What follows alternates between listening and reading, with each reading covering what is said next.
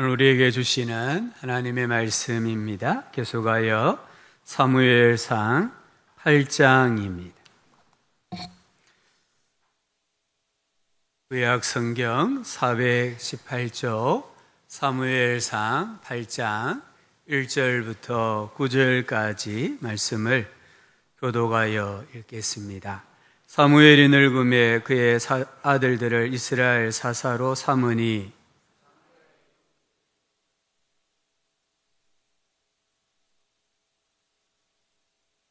그의 아들들이 자기 아버지의 행위를 따르지 아니하고 이익을 따라 뇌물을 받고 판결을 굽게 하니라.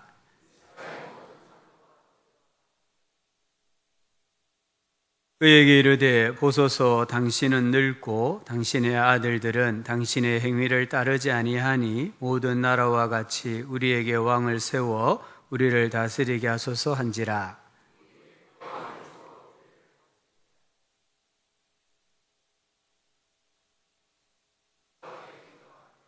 여호와께서 사무엘에게 이르시되 백성이 내게 한 말을 다 들으라. 이는 그들이 너를 버림이 아니요 나를 버려 자기들의 왕이 되지 못하게 함이니라.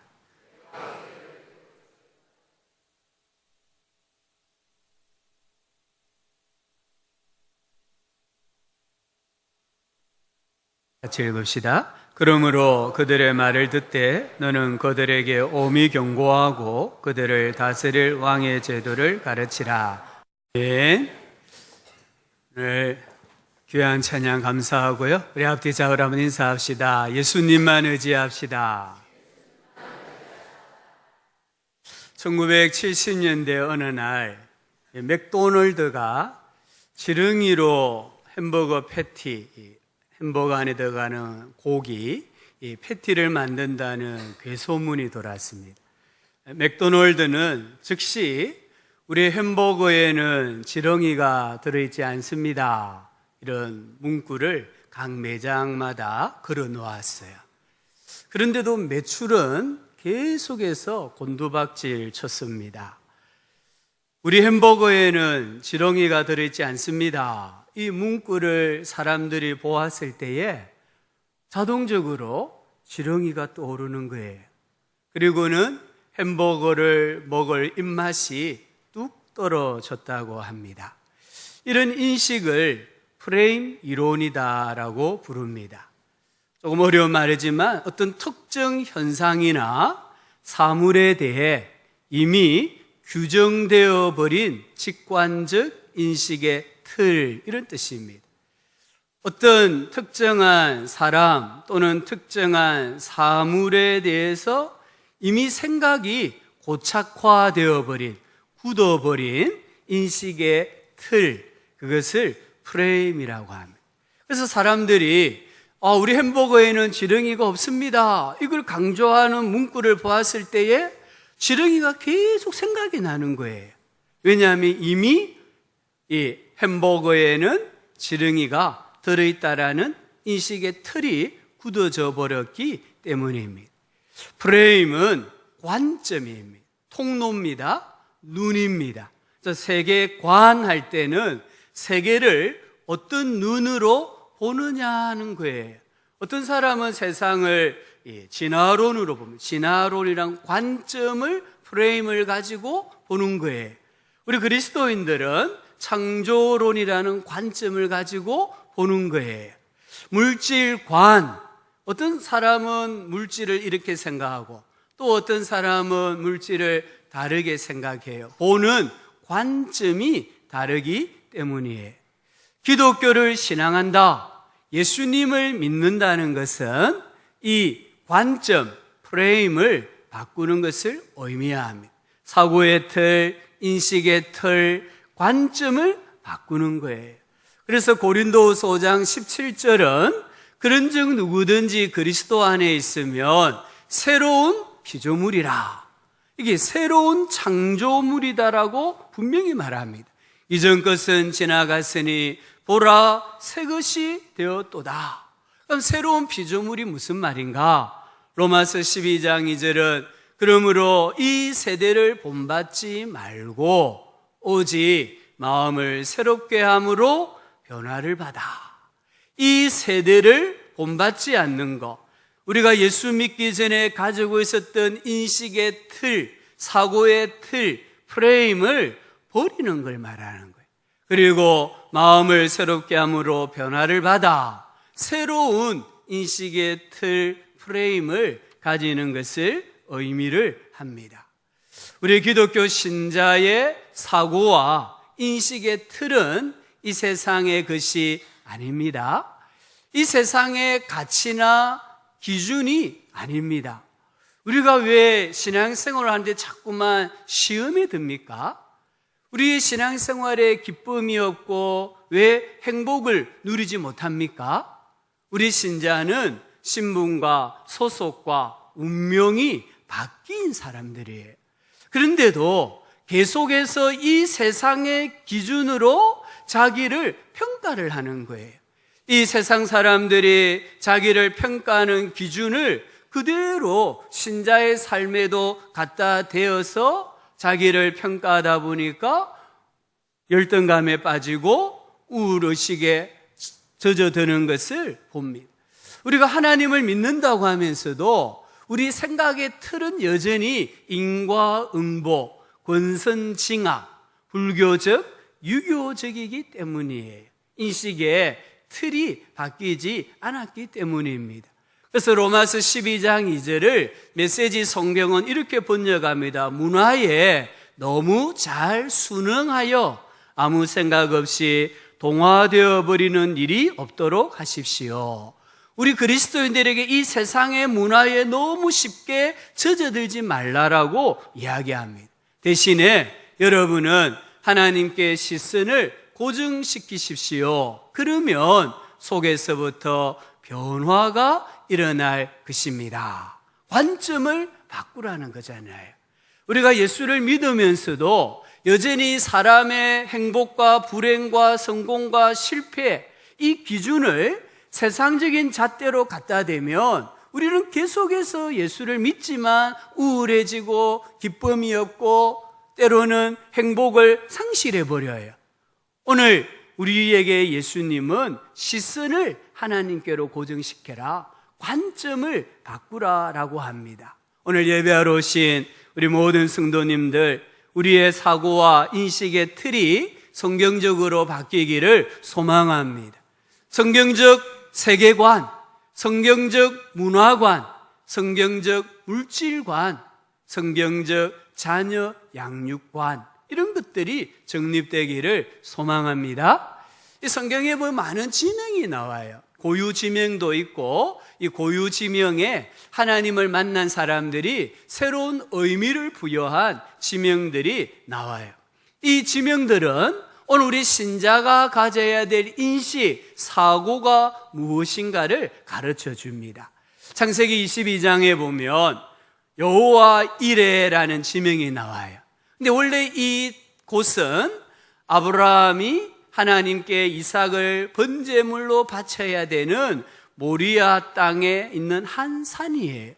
그 산을 아브라함은 여호와 이레, 여호와께서 산에서 준비하시리라, 이런 의미를 부여하고 새로운 이름을 지어줍니다. 이 여호와 이레, 이것을 통해 우리에게 뭘 가르쳐 줍니까? 하나님 앞에 헌신할 때 순종하면 하나님이 내 인생에 필요한 것을 책임져 주신다, 미리 준비해 주신다, 이런 뜻이잖아요. 출애굽기 17장에 보면 모세가 이스라엘과 아말렉과 전쟁을 해서 이긴 장소에 제단을 쌓고 여호와 니시, 여호와는 나의 깃발이시다, 여호와는 나에게 승리를 주시는 분이다 라는 의미로 이 여호와 니시라고 이름을 지었습니다.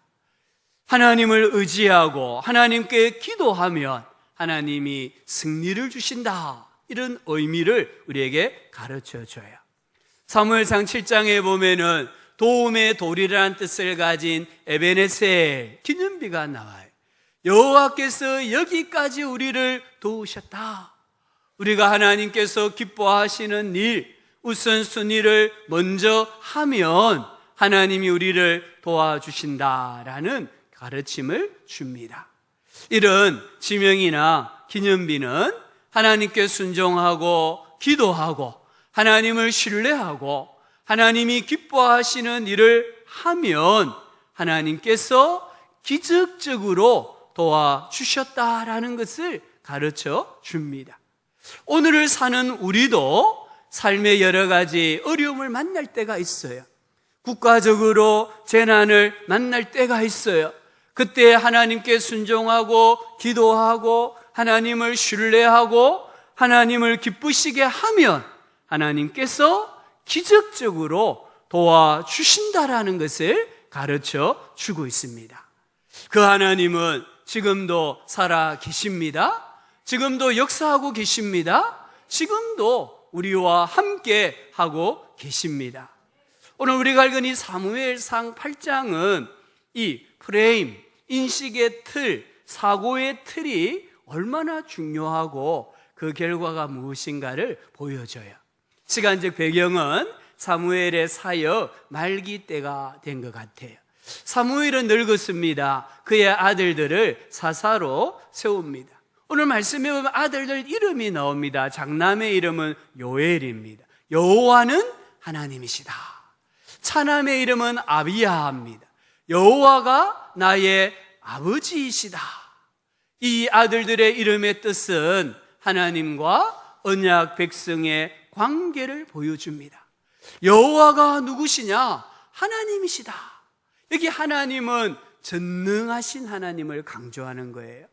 말씀으로 천지 만물을 지으신 전능하시고 전지하신 하나님을 강조할 때에 엘로힘, 하나님이라고 번역된 히브리어 엘로힘을 사용하는 거거든요.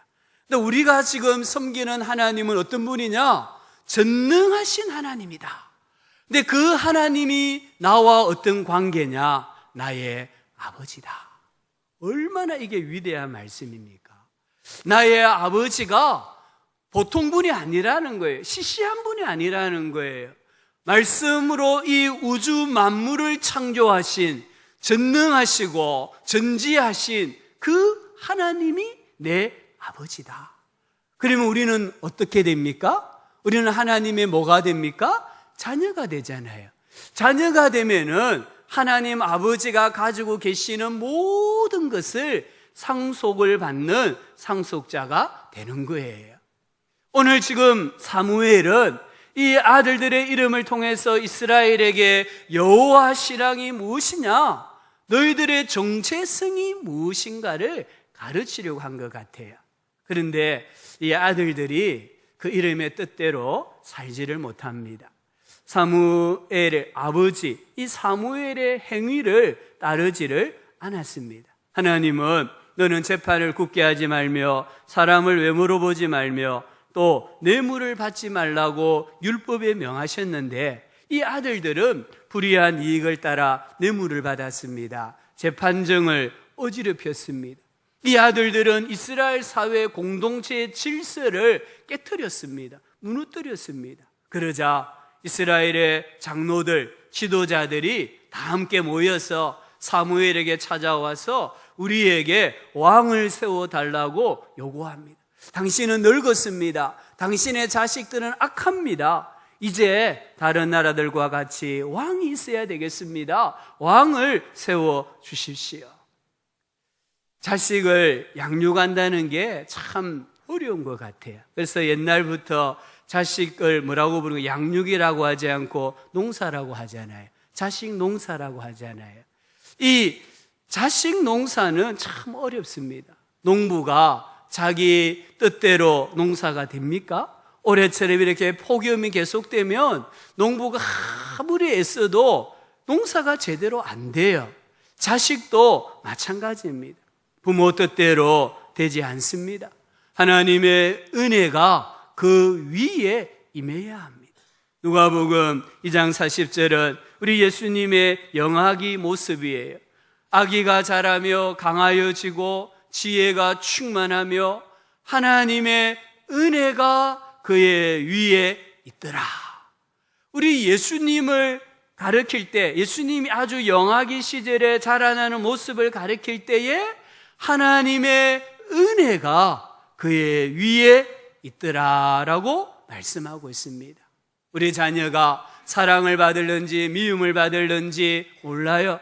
전부 다 하나님의 손에 있습니다. 부모는 그저 나를 불쌍히 여겨 내 자식들에게 하나님 은혜를 부어주십시오라고 기도해야 합니다. 이 사무엘은 사실 아들들을 좀 잘못 키웠어요. 사무엘의 죄가 분명히 있습니다. 하지만 이스라엘의 요구는 더 큰 잘못입니다. 한번 생각해 보세요. 사무엘이 늙었습니다. 사사로 세운 아들들이 악합니다. 그러면 이스라엘 지도자들이 사무엘에게 와서 다른 사사를 세워달라고 해야 되잖아요. 근데 오늘 다른 사사를 세워달라고 하지 않고 누구를 세워달라고 합니까? 왕을 세워달라고 합니다.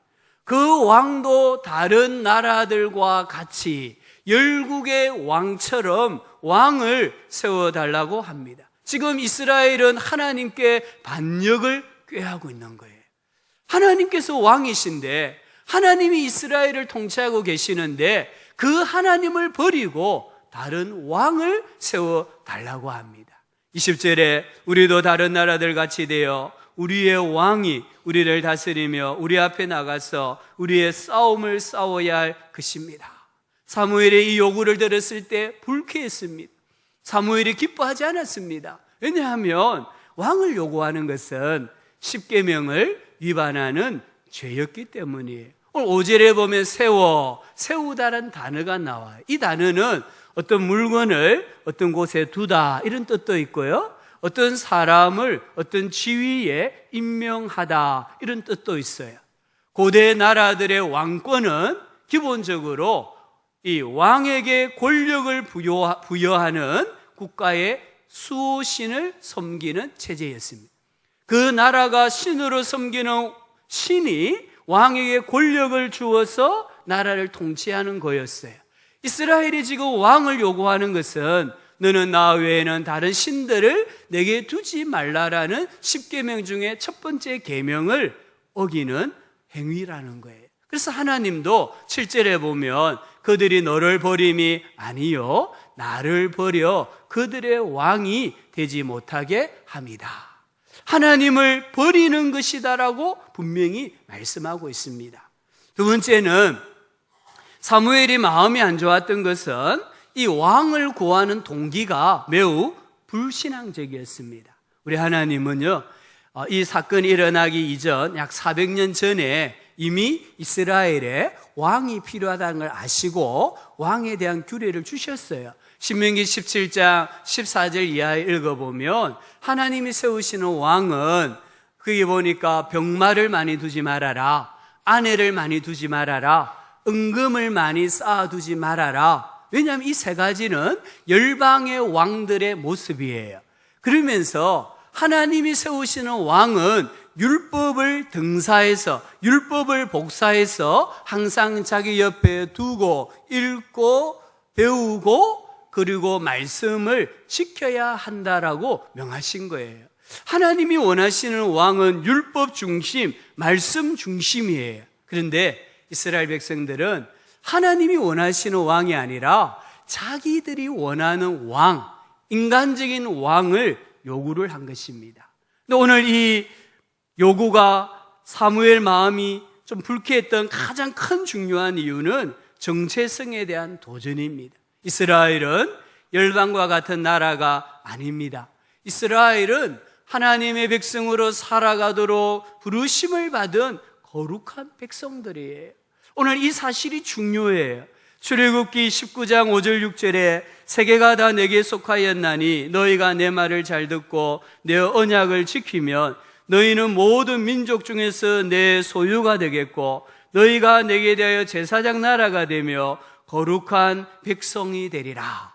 이 이스라엘 언약 백성은 하나님의 소유입니다. 제사장 나라입니다. 거룩한 백성입니다. 이 나라의 안정과 부귀와 모든 것은 다른 나라, 열국과는 다르게 통치가 되고 유지가 되는 거예요. 그래서 신명기 4장 6절에 보면 너희는 지켜 행하라.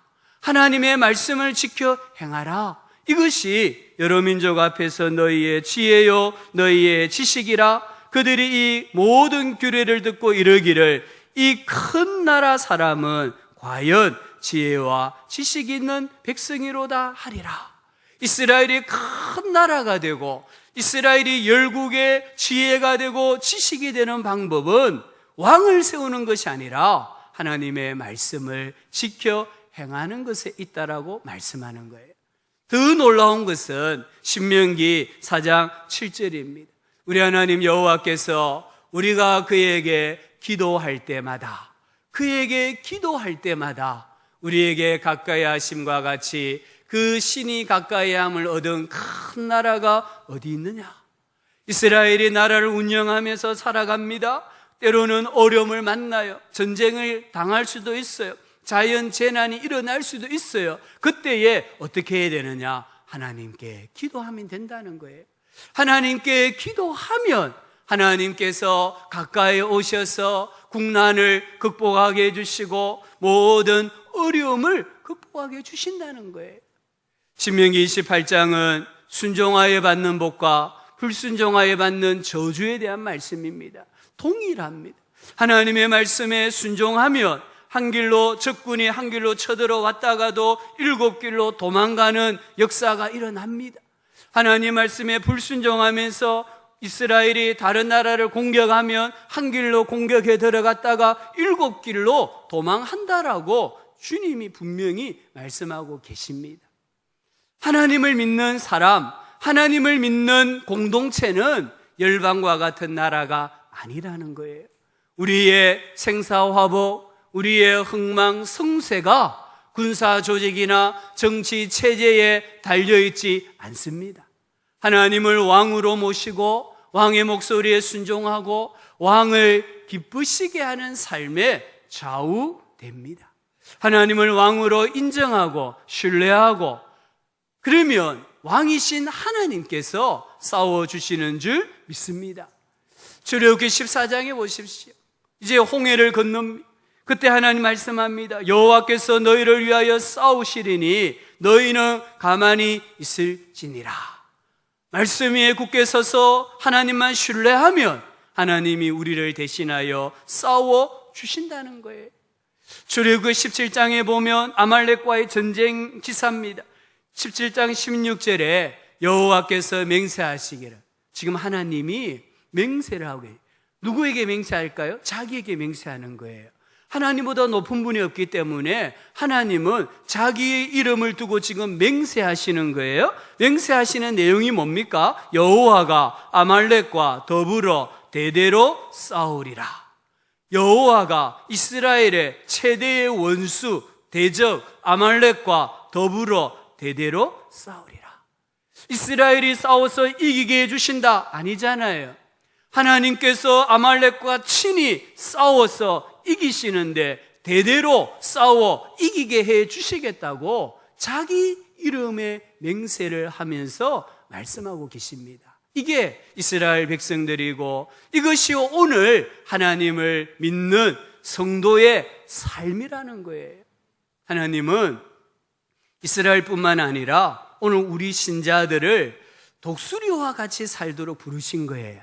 원래 우리가 참새였는데 하나님이 우리를 구원하셔가지고 이제 독수리처럼 되게 해주신 거예요. 그런데 자꾸만 독수리로 살아가니까 불편한 게 있어요. 그러다 보니까 참새처럼 살기를 원한다는 거예요. 독수리와 참새는요, 똑같은 새지만 100% 다릅니다. 완전히 다릅니다.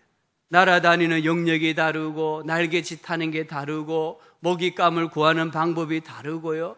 또 바라보는 시야도 다르고요. 새끼 새를 날도록 양육시키는 방법이 다 달라요. 그런데도 우리는 독수리로 사는 게 불편하다고 하나님 저 참새처럼 살고 싶어. 그래서 자꾸만 하나님에게 자기의 삶을 세상과 비교해가지고 힘들어한다, 불평하고 원망하고 하나님 좀 벗어나고 싶어 하는 거예요. 오늘 하나님은 사무엘에게 백성이 내게 한 말을 다 들으라고 하십니다. 그러면서 하나님 왕의 제도에 대해 상세하게 설명하라고 합니다.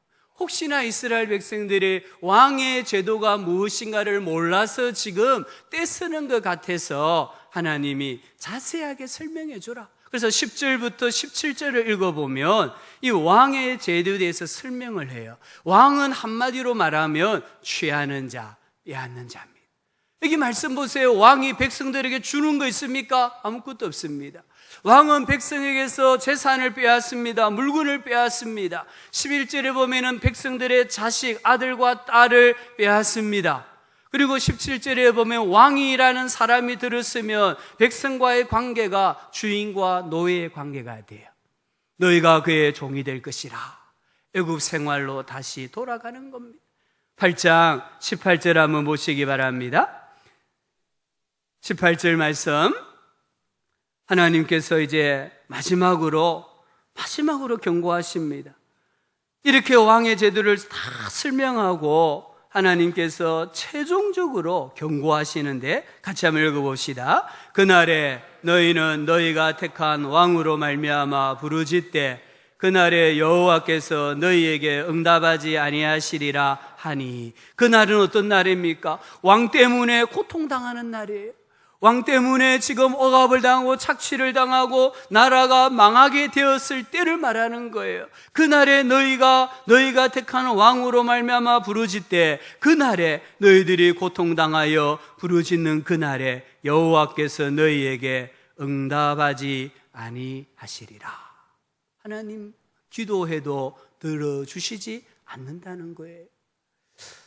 이 정도 되면은 하나님이 이스라엘 백성들이 하나님 저희들 왕 필요 없어요 이렇게 말할 줄 알았어요. 그런데요 끝까지 왕을 요구해요. 그래서 예레미야 15장 1절, 지금으로 이 말씀으로부터 한 500년 시간이 지났을 때입니다. 예레미야 15장 1절에 여호와께서 내게 이르시되 모세와 사무엘이 내 앞에 섰다 할지라도 내 마음은 이 백성을 향할 수 없나니 그들을 내 앞에서 쫓아내 보내라. 지금 이스라엘이 바벨론 나라에 멸망하게 되었습니다. 그때 하나님 선지자에게 말씀합니다. 모세와 사무엘이 중보 기도자로 내 앞에 서서 기도한다 할지라도 나는 너희들의 기도를 듣지 않겠다. 그들을 내 앞에서 쫓아내 보내라. 멸망시키도록 내버려 두시겠다는 거예요. 그럼에도 불구하고 이스라엘 백성들은 하나님의 경고에 귀를 기울이지 않습니다. 왕의 제도를 설명하면 설명할수록 이스라엘 백성은 더 열국과 같은 왕을 요구를 합니다. 그래서 19절입니다. 8장 19절에 보면 백성이 사무엘의 말 듣기를 거절하여 이르되 아니로소이다. 우리도 우리 왕이 있어야 하리니. 이게 바로 이 프레임이라는 틀에 갇힌 사람의 모습이에요. 하나님이 아무리 경고하고 하나님이 왕이 들었으면 너희들 것을 다 빼앗아간다, 결국에는 망한다라고 말씀하시는데도 이 이스라엘 백성들이 하나님 말씀에 귀를 기울이지 않아요. 나방이 불꽃이 아름답게 보여서 죽을 줄도 모르고 뛰어들었다가 죽는 것과 똑같은 겁니다. 이스라엘은 출애굽했지만 여전히 이 사고의 틀은 열방적이었습니다. 세속적이었습니다. 애굽적이었습니다. 그래서 힘들고 어려우면 늘 애굽을 생각해요. 망상에 빠져가지고 애굽을 생각해요. 애굽과 비교해 보니까 우리 신세가 이게 뭐냐 한탄하고 하나님 원망하고 그러다가 복을 받아 누리지 못하고 다 죽어가는 거예요. 신명기 8장 7절부터 10절을 읽어보면 가나안 땅을 설명을 해요. 그곳은 골짜기든지 산지든지 시내와 분층과 샘이 흐르고 밀과 보리의 소산지요 포도와 무화과와 석류와 감람나무와 꿀의 소산지라. 내가 먹을 것에 모자람이 없고 내가 아무 부족함이 없는 땅이며 그 땅의 돌은 철이요 산에서는 동을 캘 것이다. 그 아름답고 적과 꿀이 흐르는 땅에서 하나님을 사랑하고 하나님의 말씀에 순종하고 제사장 나라로 살도록 허락해 주셨다는 거예요. 그리고 살다가 어려우면 아무리 아름다운 땅이지만 풍부한 땅이지만 어려운 일을 만나면 기도하면 되는 거예요. 기도하면 하나님이 다 해결해 주시는 거예요. 기도하면 하나님이 친히 싸워 주시는 거예요.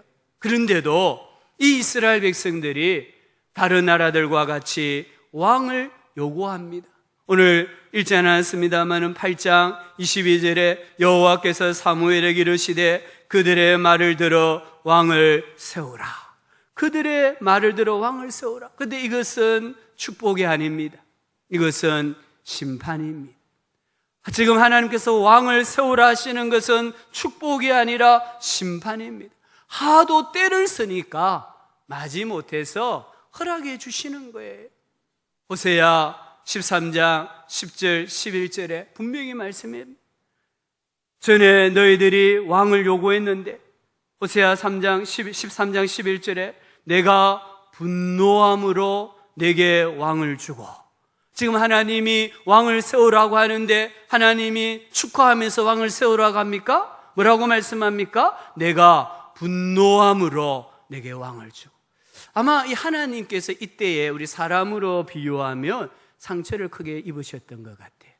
그래서 지금 세월이 엄청 흘렀는데도 400~500년이 흘렀는데도 하나님이 지금 이스라엘의 멸망을 이야기하실 때에 내가 분노함으로 너에게 왕을 주었다.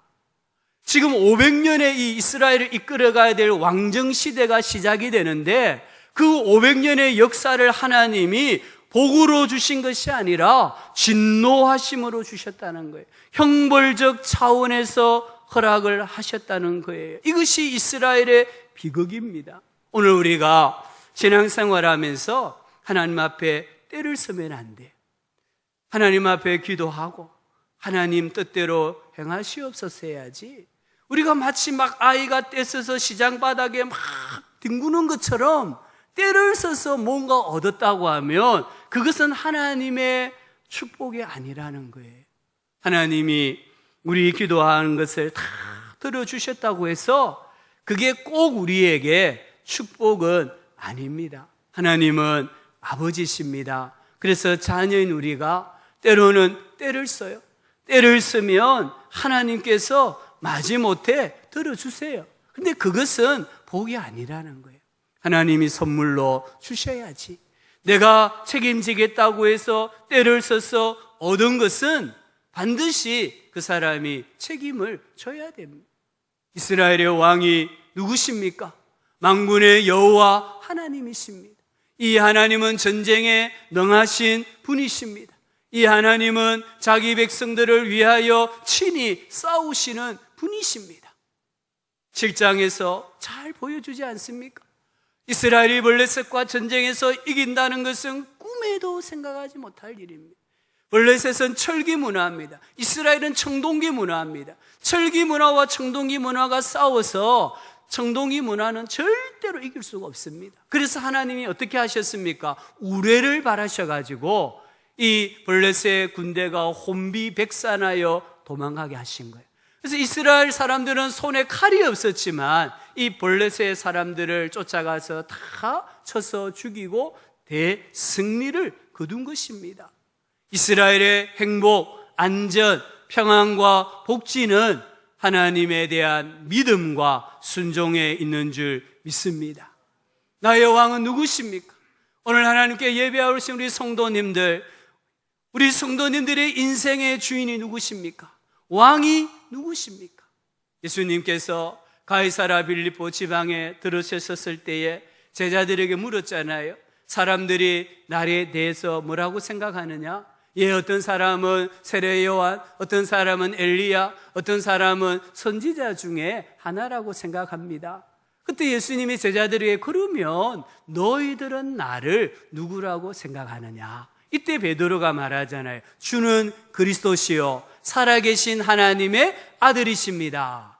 다르게 말하면 당신은 하나님이십니다, 이런 뜻이에요. 구약에서 하나님에 대한 칭호 중에 가장 중요한 칭호 두 가지예요. 하나는 아도나이, 주인, 주님이란 뜻이에요. 하나는 멜레, 왕이란 뜻이에요. 지금 베드로는 예수님은 나의 주인이십니다, 예수님은 나의 왕이십니다라고 고백을 하고 있는 거예요. 그래서 마태복음 6장에 예수님 공중의 새를 보아라, 들의 백합화를 보아라, 하나님이 먹이시고 입히지 않느냐? 하물며 나를 주인으로 왕으로 믿고 따르는 너희일까 보냐. 나의 기쁨이 누구에게 있습니까? 예수님에게 있습니다. 세상의 기준으로 나의 기쁨을 평가하면 안 돼요. 나의 소원이, 나의 자랑이, 나의 삶의 이유가 누구에게 있습니까? 예수님에게 있습니다. 예수님은 나의 왕이십니다.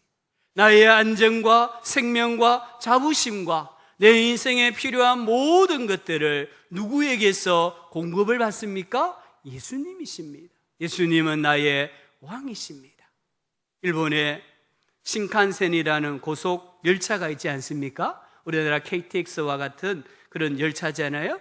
이 신칸센을 청소하는 회사가 테세이라는 회사입니다. 신칸센이 이제 종착역에 딱 도착했어요. 다음 출발하기까지 청소할 수 있는 시간은 7분입니다.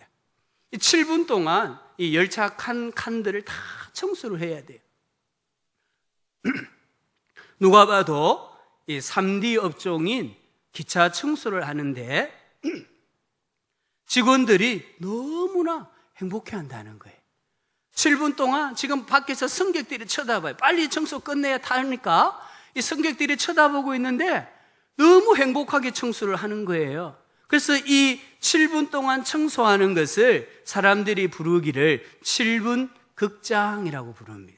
7분 동안 영화를 보는 것과 같다, 이런 뜻이에요.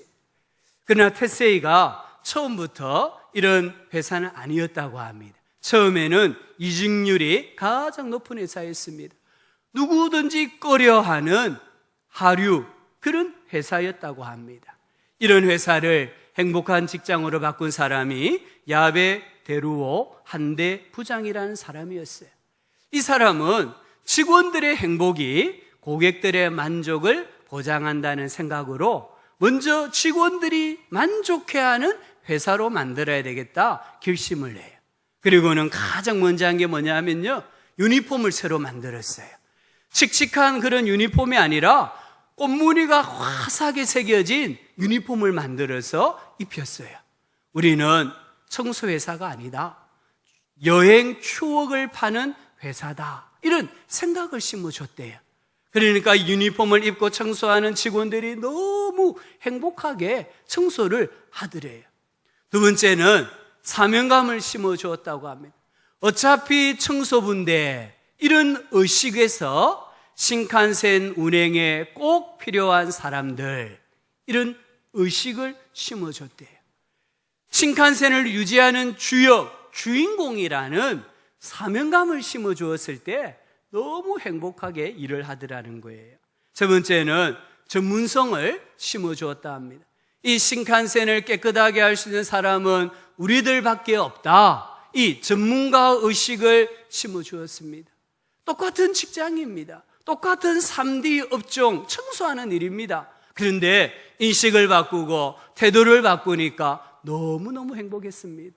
일에 대한 만족감이 아주 높았습니다. 이 회사를 다닌다는 자부심이 대단히 커졌다고 합니다. 하류 회사가 인류 회사가 되었다고 합니다. 인식의 틀 하나 바꾸었는데, 프레임 하나 바꾸었는데 이런 결과가 나온 거예요. 신자는 만왕의 왕, 만유의 주가 되시는 예수님을 왕으로 모시고 사는 사람들입니다. 우리 신자의 시민권은 하늘에 있습니다. 우리는 천국 시민권자들입니다. 우리 신자는 하나님의 통치를 받는 천국 백성들입니다. 우리의 인식의 틀, 사고의 틀을 주님에게 맞춰야 되고 천국에 맞춰야 돼요. 이런 복음송이 있더라고요. 주님 한 분만으로 내 영혼 만족하네. 다른 종류의 즐거움 날 채울 수 없네. 주님 한 분만으로 내 영혼 기뻐하네. 세상이 주는 어떤 유혹도 날 흔들 수 없네. 이것이 나의 힘, 이것이 나의 노래, 이것이 내 소망의 이유, 주 나의 모든 것. 주님 한 분만으로 내 영혼이 만족하고 내 영혼이 기뻐하는 사람으로 변화되어졌다라는 것을 꼭 기억을 해야 합니다. 다윗은 시편 18편 1절 2절에서 나의 힘이신 여호와여, 내가 주를 사랑하나이다. 여호와는 나의 반석이시요 나의 요새시요 나를 건지시는 이시요 나의 하나님이시요 내가 그 안에 피할 나의 바위시요 나의 방패시요 나의 구원의 뿌리시요 나의 산성이시로다 고백했습니다. 예수님 안에 행복이 있습니다. 안전이 있습니다. 소망이 있습니다. 구원이 있습니다. 미래가 있습니다. 나의 왕이신 예수님은 나를 사랑하사 나를 위하여 자기 몸을 버리신 하나님의 아들이십니다. 그 예수님을 나의 왕으로 고백하고 자랑하고 선전하고 감사하면서 살아가시기를 바랍니다. 예수님이 내 인생을 책임져 주십니다. 예수님이 내 인생에 부족함이 없게 채워 주십니다. 한번 따라 합시다. 예수님 사랑합니다. 예수님 감사합니다. 주님 한 분만으로 만족합니다. 아멘. 왕이신 예수님 때문에 이 세상을 살아가는 게 너무 행복하고 너무 기쁘고 너무 즐겁다라고 고백하며 그렇게 살아가는 하나님의 자녀들 되시기를 주의 이름으로 축복합니다. 하나님 아버지 감사합니다.